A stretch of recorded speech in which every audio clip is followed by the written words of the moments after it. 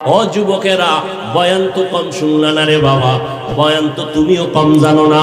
এখন বাকি শুধু আমল, গুনাহ থেকে নিজেরে বাঁচাও।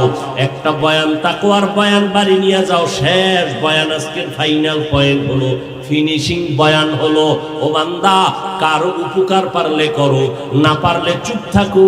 কারো ক্ষতি করবা না, কারো প্রশংসা করো, না পারলে চুপ থাকিও। কারো বদনাম বলবা না, পারলে নেক আমল করো, না পারলে চুপ করে বসে থাকো, গুনাহ করবা না।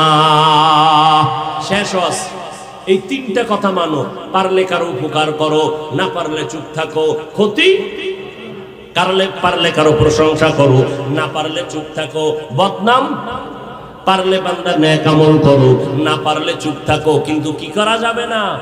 এই তিনটা কথা যদি মেনে নাও, বিনা হিসাবে জান্নাতি। নেক আমল করতে পারা না